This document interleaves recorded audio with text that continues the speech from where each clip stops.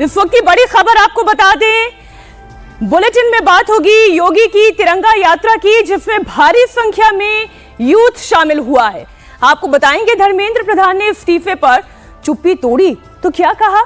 वहीं आज मथुरा में कृष्ण जन्मभूमि के लिए कार सेवा को लेकर महा बैठक बुलाई गई है। बात पंजाब में कांग्रेस की कलह की भी करेंगे, जो लाख कोशिशों के बावजूद खत्म होने का नाम नहीं ले रही। रांची में थोड़ी देर में आंदोलनकारी छात्रों और सोरेन सरकार के बीच तीसरे राउंड की बात होने वाली है, लेकिन कोई सॉल्यूशन निकलता नजर नहीं आ रहा। बात देश के अलग अलग कोनों में बादलों के प्रहार की भी होगी। तो सबसे पहले बात होगी जंतर मंतर के बाद नेताओं के बीच देश के जेनजी में पैठ बनाने की रेस कैसे शुरू हो गई है। राहुल गांधी से लेकर अखिलेश यादव तक हर कोई जेनजी को साधने की कोशिश में है, तो इधर बीजेपी ने इस बार तिरंगा यात्रा के जरिए युवाओं को अपने साथ जोड़ने की कोशिश शुरू कर दी है। और आज देश भर में बीजेपी के हर घर तिरंगा अभियान की शुरुआत हो गई है। लखनऊ में योगी आदित्यनाथ ने भी तिरंगा यात्रा निकाली है। योगी की तिरंगा यात्रा में जेनजी की जबरदस्त भीड़ नजर आई, यानी कि युवाओं की यहां पर भीड़ पहुंची है। हजारों की तादाद में युवा हाथ में तिरंगा लेकर सीएम योगी के साथ मार्च करते हुए दिख रहे हैं। योगी के साथ डिप्टी सीएम केशव प्रसाद मौर्य और ब्रजेश पाठक भी मौजूद थे। इसके अलावा प्रदेश अध्यक्ष पंकज चौधरी, राज्यसभा के सांसद दिनेश शर्मा, इसके समेत यूपी बीजेपी के सभी बड़े नेता सीएम योगी के साथ तिरंगा यात्रा में कदम मिलाकर चलते हुए नजर आ रहे हैं। लेकिन सबसे बड़ी मौजूदगी यहां पर उन युवाओं की थी, उन किशोरों की थी, जो आने वाला भविष्य है इस देश की, और साथ ही साथ जिस जेनजी को लेकर लगातार विपक्षी पार्टियां बीजेपी पर हमलावर हैं। लेकिन हजारों की तादाद में जेनजी जब तिरंगा लेकर सड़कों पर उतरा तो उनके मन में राष्ट्रवाद, देश का विकास, यही संदेश नजर आया। ये तस्वीर जो आप देख रहे हैं, इसमें स्कूली बच्चे भी दिखाई दे रहे हैं आपको। स्कूली बच्चों का मतलब यह है कि जनरेशन अल्फा भी है उनके साथ। एक संदेश जो बीजेपी देना चाह रही है कि 27 का चुनाव योगी के फेस पर ही लड़ा जाएगा। इस तस्वीर के जरिए यह भी स्पष्ट होता है। ये 4 अलग अलग प्रदेशों की तस्वीर आप देख रहे हैं। चाहे उत्तर प्रदेश की तस्वीर, मुख्यमंत्री योगी आदित्यनाथ के हाथ में ये तिरंगा हो, पश्चिम बंगाल में शुभेंदु अधिकारी, मध्य प्रदेश में सीएम मोहन यादव, तो हरियाणा में नायब सिंह सैनी के हाथों में लहराता हुआ ये तिरंगा आप देख रहे हैं। बीजेपी का ये मिशन कैसे आगे बढ़ रहा है, वो तस्वीरें आपके सामने, एक रिपोर्ट आपको दिखा दें।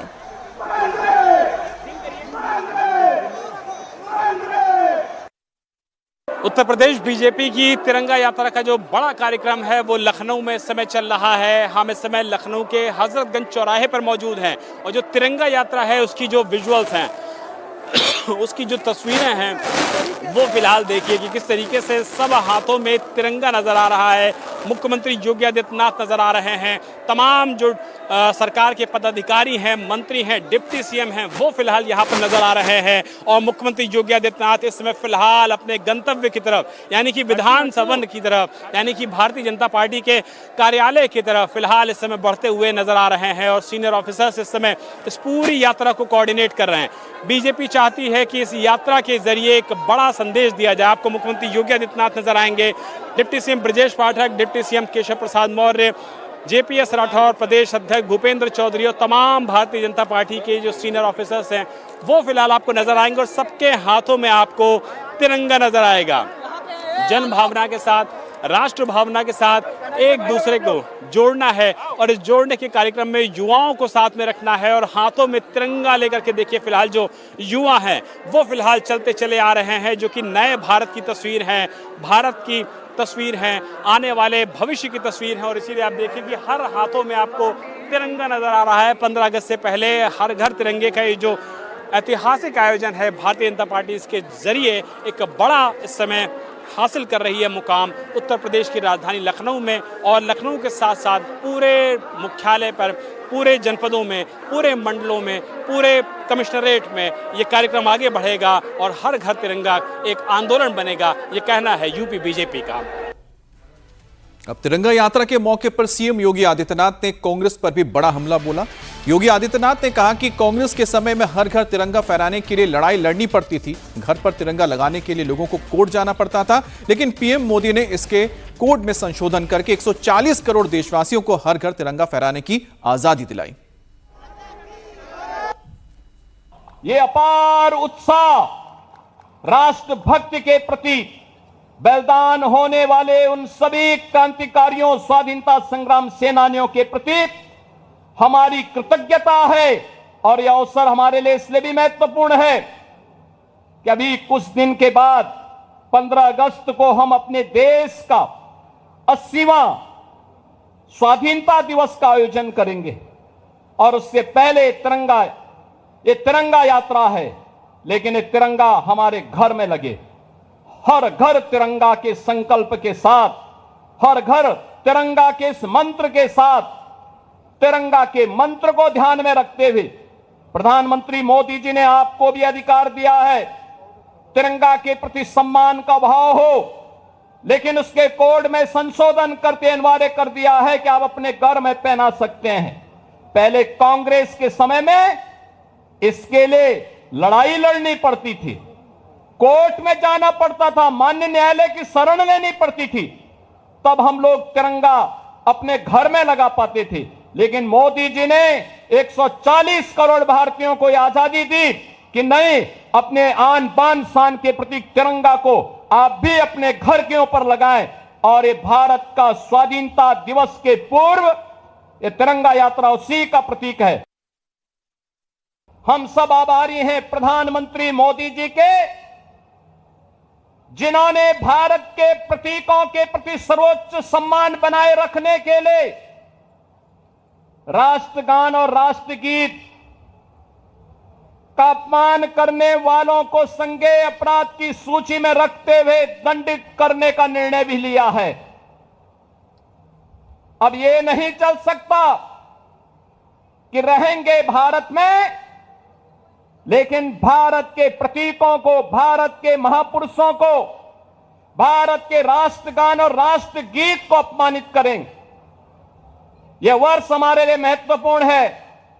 राष्ट्रगीत वंदे मातरम के 150 वर्ष पूर्ण होने के उपलक्ष्य में पूरे देश के अंदर वंदे मातरम का गान हो रहा है। और आज ही के दिन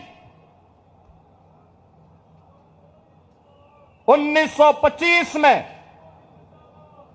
काकोरी 10 एक्शन को उस समय के युवा पंडित राम प्रसाद बिस्मिल, ठाकुर रोशन सिंह, अस्फाउल्लाह खां, इन सब ने काकोरी 10 एक्शन को अंजाम देकर के ब्रिटिशर की चूलों को हिलाने का काम किया था।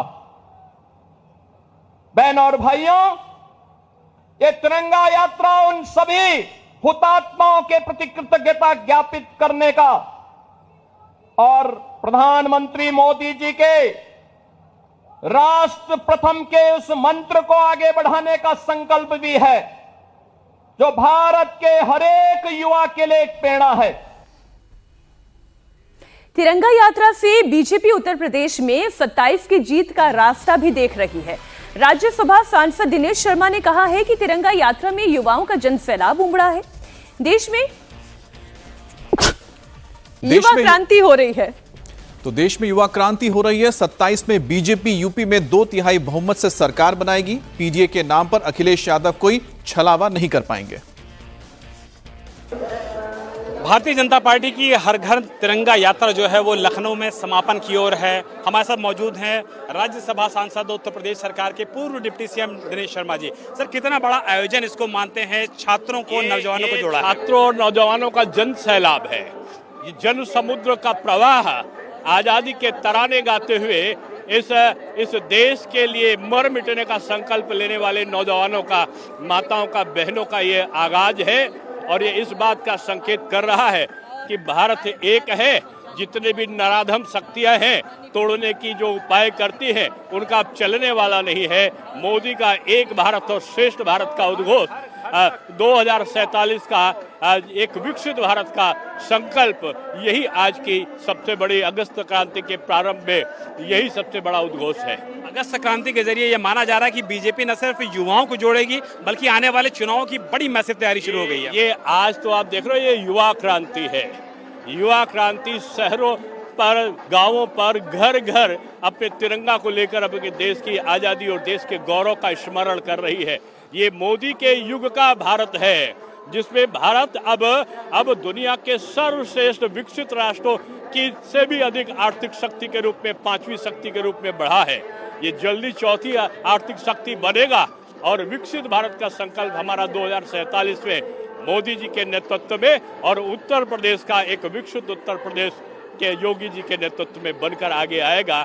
यही आज लखनऊ की सड़कों पर उमड़े जन सैलाब का संदेश है। आखिरी सवाल ले लेता हूं, अखिलेश जी बोल रहे हैं पीडी का मतलब पंडित आता है और पहले घोषणा भी कर दी उन्होंने पवन पांडे के रूप में। पहले पी का मतलब पीड़ित, उसके बाद पी का मतलब पिछड़ा, अब पी का मतलब पंडित, कल कुछ और हो जाएगा। इनका पीडीए हो गया खंडित। अब ये भ्रम की स्थिति में है, ये जान रहे हैं कि अब कोई भी सुगुफा न जातिवाद का चल रहा है न संप्रदायवाद का चल रहा है, एक ही चल रहा है, वो है राष्ट्रवाद का संकल्प। 27 में एक बार फिर से श्योर है आप लोग? 2 तिहाई बहुमत, योगी बाबा चौथी बार। तो देखिए, डिप्टी सीएम पूर्व उत्तर प्रदेश सरकार के मौजूदा राज्यसभा सांसद दिनेश शर्मा कह रहे हैं कि फिर से योगी बाबा की सरकार बनने वाली है और युवाओं का जो सैलाब है वो लखनऊ की सड़कों पर आपको नजर आएगा, जहां युवा हाथों में तिरंगा लिए फिलहाल इस बड़ी यात्रा को यहां पर समापन की ओर आगे बढ़ रहे हैं। और इसीलिए डॉक्टर दिनेश शर्मा भी काफी ज्यादा उत्साहित है कि युवाओं का समुद्र इस समय भारतीय जनता पार्टी के साथ चल रहा है और यही अगस्त क्रांति आने वाले चुनाव के समय में बीजेपी को बड़ा मजबूत राजनीतिक संदेश देने वाली है। और पीडीए को लेकर के उन्होंने जबरदस्त निशाना साधा समाजवादी पार्टी सुप्रीमो अखिलेश यादव पर। अब ये तस्वीर आपके सामने मुख्यमंत्री योगी आदित्यनाथ और दोनों उप मुख्यमंत्री ब्रजेश पाठक और केशव प्रसाद मौर्य इस वक्त तिरंगा यात्रा पर प्रदर्शनी देख रहे हैं। अगस्त क्रांति जिसकी बात मुख्यमंत्री योगी आदित्यनाथ ने भी कही और इससे जुड़ी हुई देखिए वंदे मातरम की जो यात्रा है वो भी इस प्रदर्शनी में लगाई गई है। जो हमारा राष्ट्रगान है उसकी भी यात्रा इस प्रदर्शनी में लगाई गई है। हमारे सहयोगी विशाल प्रताप सिंह लखनऊ से लाइव जुड़ गए हैं। विशाल, बताएं किस तरीके का माहौल आज एक तो देखने को मिला और आज केवल हम जेन ज़ी की बात नहीं करेंगे, जेन अल्फा की भी बात करेंगे, क्योंकि मुख्यमंत्री जिनका हाथ थामे चल रहे थे वो बच्चे हैं जो देश का आने वाला भविष्य है।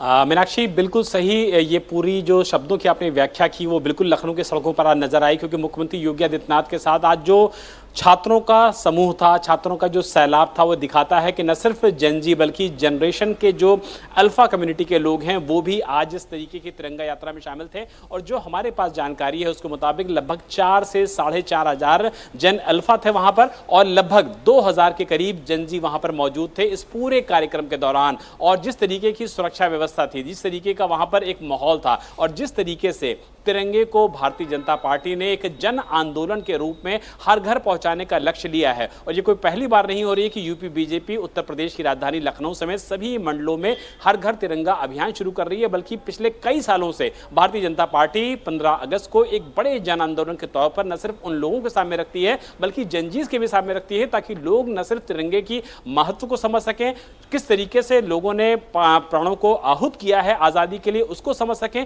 बल्कि जो पूरा माहौल होता है राष्ट्र का वो किस तरीके से एक तिरंगे के जरिए एक दूसरे के साथ जुड़ता है, एक दूसरे के साथ सहभागिता करता है, उसका एक नायाब उदाहरण आज लखनऊ की सड़कों पर देखने को मिला है। और मुख्यमंत्री योगी आदित्यनाथ, दोनों डिप्टी सीएम सरकार के मंत्री तमाम युवाओं के साथ न सिर्फ 5 कालीदास यानी कि मुख्यमंत्री के जो सरकारी आवास है वहां से पैदल चलते हुए लगभग 2 किलोमीटर की दूरी तय करते हैं और विधान भवन पर पहुंच करके जब रंग बिरंगे गुब्बारे वहां से उड़ाए जाते हैं तो इस यात्रा का समापन होता है। लेकिन भारतीय जनता पार्टी इस पूरे आयोजन को, इस पूरे आयोजन को 13 अगस्त तक राजधानी लखनऊ में और उत्तर प्रदेश के अलग अलग जनपदों में मना करके न सिर्फ एक बड़ा राजनीतिक संदेश देगी बल्कि राष्ट्र को एकजुट करने के लिए उत्तर प्रदेश में एक बड़ी सौगात के रूप में इस पूरे कार्यक्रम को मना रही है। तो युवाओं के बीच तिरंगा यात्रा भी धीरे धीरे इतना लोकप्रिय होता जा रहा है कि आप अगर 15 अगस्त से पहले कहीं पर भी जाते हैं, घरों में भी आपको तिरंगा नजर आएगा। तो जाहिर सी बात है कि जिसका जिक्र लगातार प्रधानमंत्री मोदी करते रहे हैं, योगी आदित्यनाथ भी कर रहे हैं कि इस वक्त जो युवा है वो देशभक्त है और उसको तिरंगे पर पूरा गर्व है और यही वजह है कि तिरंगा यात्रा इतना सफल होता जा रहा है। वैसे पूर्व केंद्रीय मंत्री, शिक्षा मंत्री धर्मेंद्र प्रधान ने नीट पेपर लीक को लेकर अपनी बात कही है। पहली बार उन्होंने ये बताया है कि आखिरकार क्यों उन्होंने इस्तीफा दिया था, उन्होंने अपनी चुप्पी तोड़ी है। धर्मेंद्र प्रधान ने कहा कि मंत्री पद मेरे लिए महत्वपूर्ण नहीं था, वो छात्रों को गुमराह होने से बचाना चाहते थे। उन्होंने खुद प्रधानमंत्री नरेंद्र मोदी के सामने केंद्रीय मंत्रिपरिषद से इस्तीफा देने की पेशकश की थी। धर्मेंद्र प्रधान का ये बयान उनके शिक्षा मंत्री पद से हटने के ठीक 2 हफ्ते के बाद आया है। शनिवार को भुवनेश्वर की जेएम यूनिवर्सिटी में छात्रों और शिक्षकों को संबोधित करते हुए धर्मेंद्र प्रधान ने कहा कि प्रदर्शन के दौरान कुछ लोगों ने जेनजी को गुमराह करने की कोशिश की थी। प्रधान ने यह भी कहा कि जेनजी देश के बच्चे हैं और उनके साथ किसी तरह की व्यक्तिगत समस्या नहीं थी। युवाओं की अपनी आकांक्षाएं हैं और यही पीढ़ी भारत को विश्व गुरु बनाने में अहम भूमिका निभाएगी। किछि लोक जेनजी नुआ पीढ़ीर पिलामानकु भ्रमित करबा पई चेष्टा करले, किंतु मोर कौनसी व्यक्तिगत प्रतिष्ठा नथिला सेबेले। जदि भारत वर्षर नुआ पीढ़ी प्रति वर्ष भारत रे 2 कोटी पिला माने जन्म नियंती, जदि 15 रु 25 वर्ष भितर 10 वर्ष भितर 20 कोटी नुआ पीढ़ीर पिला जा कांध उपरे भारत विश्व गुरु हब, जा कांध उपरे विश्व कल्याणर दायित्व अछि। कहले नुआ पीढ़ीर पिला मानकु जेनजी, मुझे जेनजी रे भारी पीढ़ी दे गई।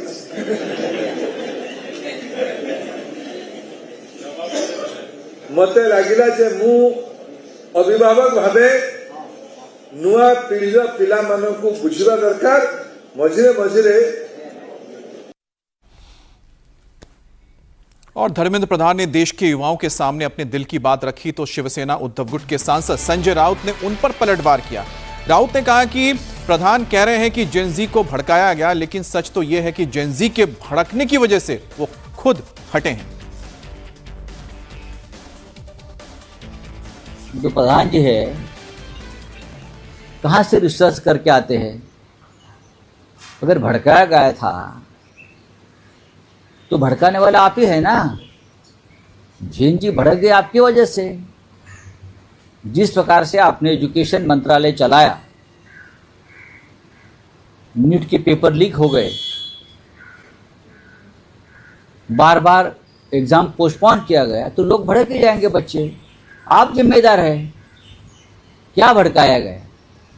देखो बार बार कोई ये बीजेपी का आरएसएस के लोग बोलता है जेनजी देशद्रोही है, ये बोलता है उनको भड़काया गया। बीजेपी के लोग बोलता है जेनजी टुकड़े टुकड़े गैंग है। एक बार बैठकर एक मीटिंग लीजिए आप लोग, धर्मेंद्र प्रधान जी, फिर प्रधानमंत्री मोदी जी, फिर उनके राष्ट्रीय अध्यक्ष नितिन नवीन जी, आरएसएस के प्रमुख, एक बार सब बैठ लीजिए परिवार और तय कर लीजिए जेनजी के बारे में, युवाओं के बारे में उनकी क्या राय है। और अब खबर मथुरा से है। मथुरा के श्री कृष्ण जन्मभूमि और शाही ईदगाह विवाद के बीच मंदिर निर्माण की तैयारी तेज हो गई है। साधु संतों ने मथुरा में कार सेवा का ऐलान किया है। कार सेवा के लिए अयोध्या, काशी, प्रयागराज समेत दूसरे शहरों से संत पहुंच रहे हैं। मंदिर निर्माण के लिए राजस्थान से पत्थर मंगवाए गए हैं। इसकी पहली खेप मथुरा के चित्रगुप्त पीठ आश्रम पहुंच भी गई है। आगे भी पत्थरों की एक और खेप राजस्थान से आएगी। दरअसल श्री कृष्ण जन्मभूमि शाही ईदगाह विवाद में सुप्रीम कोर्ट के निर्देश पर दोनों पक्षों के बीच वार्ता बेनतीजा रही थी। इसके बाद संतों ने ऐलान किया कि कार सेवा की घोषणा के बाद पुलिस ने शहर की सुरक्षा व्यवस्था कड़ी कर दी है। अब शाही ईदगाह के पास भारी तादाद में पुलिस फोर्स तैनात भी कर दिया गया है, जिसकी तस्वीर आप देख पा रहे हैं। तो मथुरा का रण अब श्री कृष्ण जन्मभूमि का प्रण, ये अब मुद्दा अब सामने निकल कर आ रहा है। 7 अगस्त कार सेवा को लेकर संतों की एक महाबैठक है। मंदिर निर्माण के लिए पत्थर मंगाए गए हैं, गुलाबी पत्थर। 9 अगस्त यानी कि आज का दिन है। शिला पूजन की तैयारी, महायज्ञ का आयोजन किया गया है और साथ ही मंदिर निर्माण के लिए कार सेवा का ऐलान कर दिया गया है। इस संतों के ऐलान के बाद अब मथुरा में पुलिस की मौजूदगी है। बड़ी तादाद में पुलिस फोर्स को तैनात किया गया है ताकि किसी भी तरह की अप्रिय घटना ना हो। अब बात आती है कि अयोध्या झांकी है, मथुरा बाकी है, जो नारे लगते थे, क्या वाकई में वो होने जा रहा है? राजस्थान के भरतपुर से ये गुलाबी पत्थर मंगाए गए हैं जिनका इस्तेमाल किया जाएगा मंदिर निर्माण के लिए, और यही माना जा रहा है। अयोध्या, काशी, प्रयागराज समेत दूसरे शहरों से भी यहां पर लोग पहुंचने लगे हैं। गोवर्धन में चित्रगुप्त पीठ का वहां पर महायज्ञ होने जा रहा है। चित्रगुप्त पीठ में प्रथम शिला का यह पूजन भी किया जाएगा। अब पूजन के बाद दूसरे चरण का जो कार सेवा का उद्घोष है वो भी कर दिया जाएगा। कार सेवा के ऐलान को देखते हुए शहर में सुरक्षा व्यवस्था कड़ी कर दी गई है। तो कुल मिलाकर इस वक्त मंदिर जो निर्माण को लेकर मथुरा में जो हलचल पैदा हुई है, उसके बाद अब बड़ी खबर आ रही है कि पुलिस ने कार सेवा के लिए मथुरा पहुंचे हिंदू महासभा की जिलाध्यक्ष मीरा राठौर को हिरासत में ले लिया है। हिंदू महासभा आगरा की जिलाध्यक्ष मीरा राठौर शाही ईदगाह पहुंची थी, लेकिन पुलिस ने ईदगाह की तरफ बढ़ने से पहले ही मीरा राठौर को हिरासत में ले लिया। हिंदू महासभा के नेता ने शाही ईदगाह की तरफ जाने वाले मार्ग पर कृष्ण मूर्ति का जलाभिषेक किया। मीरा राठौर ने कहा कि कृष्ण जन्मभूमि को मुक्त कराकर ही दम लेंगे। जो आह्वान किया था कि कार सेवा होगा, मैं उसी के लिए आज कार सेवा के लिए आई। हमारे साधु संतों ने आह्वान किया तो एक मीरा जो पहले विष का प्याला पी गई, उसी के प्रकार से मैं आज वही मीरा फिर आज अवतार ले लिया कि आज हम विष का प्याला भी पीने के लिए तैयार हूँ, अपने कान्हा जी को मुक्त करवाने के लिए तैयार हूँ। चाहे इसके लिए मुझे जेल जाना पड़े, चाहे मुझे गोलियां खानी पड़ी, तो हम गोलियां भी खाने के लिए तैयार रहेंगे, मगर अपने कान्हा जी को आजाद करवा के मानेंगे। ऐसा कुछ नहीं है। हमारे जब साधु संतों ने आह्वान किया तो ऐसा कुछ नहीं है। जो हमारी कान्हा जी की जन्मभूमि है तो अपने जन्मभूमि का अधिकार है और हक है, मैं अपने हक को मानेंगे और इसका कोई मतलब नहीं होता है। अरे जब कोर्ट में चल जाए तो वो तो 2 दिन के लिए, वो सभी के लिए है ना।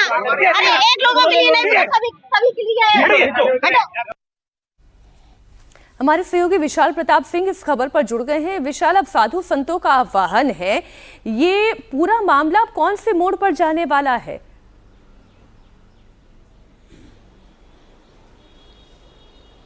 देखिए मीनाक्षी, इसमें सबसे ज़्यादा महत्वपूर्ण इस बात को समझना है कि एक तरफ कोर्ट की तरफ से ये भी कहा गया था कि जो दोनों पक्ष हैं वो दोनों पक्ष बैठ करके आपस में बातचीत कर लें और कोई अगर सुलह का रास्ता निकल सकता है तो उसको भी देखे जाने की ज़रूरत है। दूसरी तरफ साधु संतों की तरफ से जिस तरीके से वहाँ पर कार सेवा का ऐलान किया गया है, वहाँ पर शिलाएँ आई हैं राजस्थान से, भरतपुर से, और उसके बाद वहाँ पर जिस तरीके से पूरा इस समय माहौल है, या यूँ कहा जाए कि जिस तरीके से हिंदू महासभा के लोग वहाँ पर पहुँचे हैं साधु संतों के समर्थन में, और उनका ये कहना है कि वो कान्हा जी के लिए न सिर्फ गोली खाने को तैयार हैं बल्कि वो जेल भी जाने को लेकर तैयार हैं। इसी को देखते हुए, एहतियात को देखते हुए और लॉ एंड ऑर्डर वहां पर ना बिगड़ने पाए, इसको लेकर के मथुरा का जो पुलिस है, प्रशासन है, वो बहुत ज्यादा इस समय सजग है।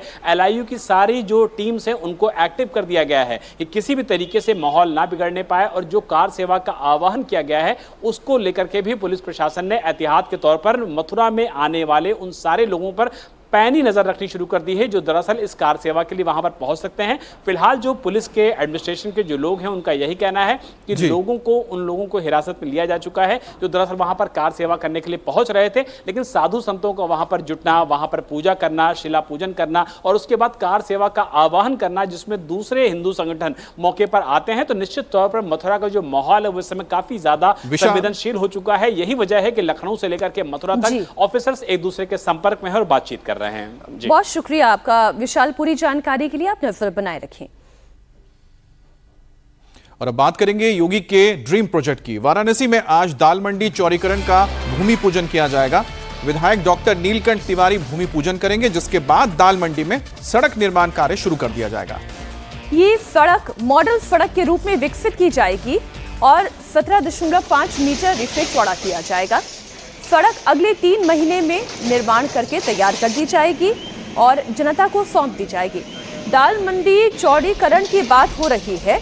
अब आप देखिए, चौड़ीकरण का भूमि पूजन भी हुआ, दाल मंडी में सड़क निर्माण का कार्य भी शुरू हो गया है। अब तक 150 मकानों को ज़मींदोज़ किया जा चुका है और बाकी पर भी कामकाज चल रहा है। सड़क को कितना मीटर चौड़ी किया जाएगा? 17.5 मीटर चौड़ा किया जाएगा और अगले 3 महीने में सड़क का निर्माण पूरा करके और फिर इसे जनता को सुपुर्द कर दिया जाएगा।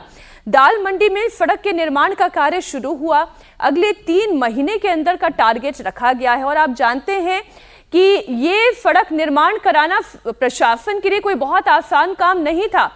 जो उनके अपने वोटर है, हम भारतीय जनता पार्टी की बात करें तो उनके अपने वोटर भी कई नाराज चल रहे थे, लेकिन जब विकास होता है तो विकास के रास्ते में इन तमाम चुनौतियों का सामना तो करना पड़ता है।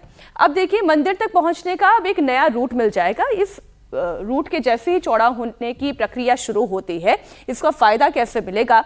रूट चौड़ा होगा तो बिजनेस को बढ़ावा भी मिलेगा, नए होटल, होम स्टे से टूरिज्म को भी फायदा मिलेगा। और वैसे भी जैसे जैसे शहर का विस्तार होता जाता है, शहर के विस्तार के साथ साथ जनसंख्या का विस्तार होता जाता है, नई दुकानें, होटल इस तरीके से तैयार होते हैं, तो सड़क पर जगह भी ज्यादा आवश्यक होती है। जाहिर सी बात है, जब इस तरह के विकास के काम होते हैं तो कुछ ना कुछ आपको रिकंस्ट्रक्शन तो करना ही पड़ता है। लेकिन अब रिकंस्ट्रक्शन की बात हो रही है पंजाब में, क्योंकि 27 में यहां पर चुनाव होने जा रहे हैं। उससे पहले कांग्रेस के अंदर ही एक नया रिकंस्ट्रक्शन शुरू हुआ है, लेकिन इसको विरोध भी झेलना पड़ा है। और ये कलह, जिसका हम नाम क्या दे रहे हैं, ये कलह जो शुरू हुआ है वो खत्म होने का नाम नहीं ले रहा है। और वेडिंग और बघेल पंजाब के जिले जिले जा रहे हैं, तो वैसे वैसे बवाल और नारेबाजी बढ़ती ही जा रही है। ताजा मामला मलेरकोटला का है, जहां कांग्रेस की मीटिंग के दौरान जबरदस्त हंगामा देखने को मिला। दरअसल मंच पर कुछ कांग्रेस नेताओं ने चढ़ने की कोशिश की, उन्हें रोक दिया गया। इसके बाद नारेबाजी और बवाल शुरू हो गया।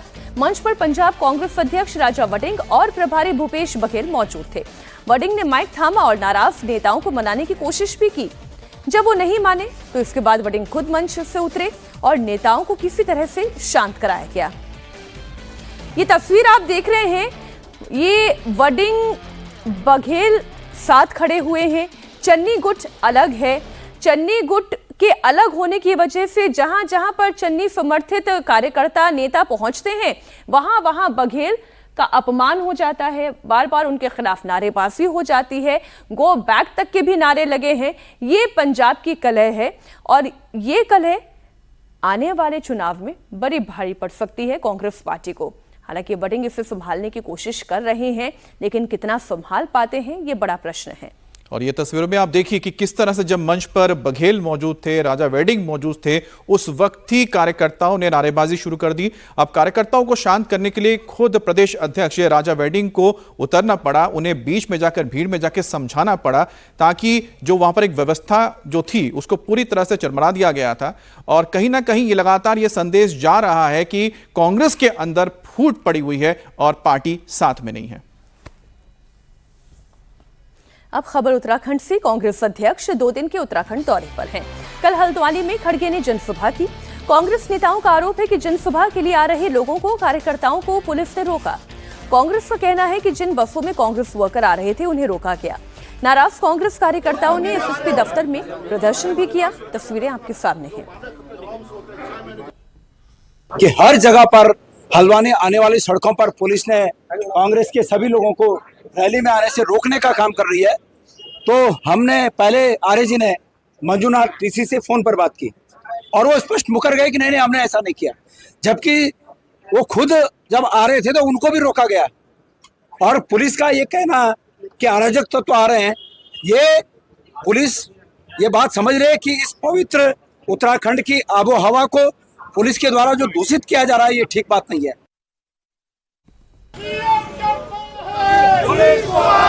अरे भाई साहब, पुलिस को आगे करता है, पुलिस को आगे करता है।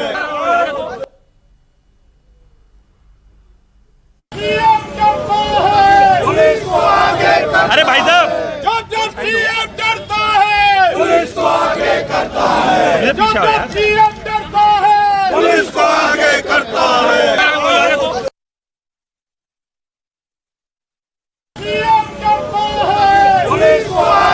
अरे भाई साहब, जब सीएम डरता है, पुलिस को आगे करता है। जब सीएम डरता है, सीएम डरता है, पुलिस को आगे करता है। अरे भाई साहब, जब सीएम डरता है, पुलिस को आगे करता है। उन्हें रोका जा रहा है। सीएम डरता है, पुलिस को आगे करता है। सीएम डरता है, पुलिस को आगे करता है। अरे भाई साहब, दरअसल कल हल्द्वानी में मल्लिकार्जुन खड़गे की जनसभा थी। कांग्रेस नेताओं का आरोप है कि जनसभा के लिए आ रहे लोगों को, कार्यकर्ताओं को पुलिस ने रोक दिया। और कांग्रेस का कहना है कि जिन बसों में कांग्रेस वर्कर आ रहे थे उन्हें रोका गया था। और नाराज कांग्रेस कार्यकर्ताओं ने एसएसपी दफ्तर के सामने जिसके बाद प्रदर्शन किया। और ये तस्वीरें उसी वक्त की है। और उनका कहना है कि जानबूझकर उनके कार्यकर्ताओं को इस कार्यक्रम में आने से रोका गया।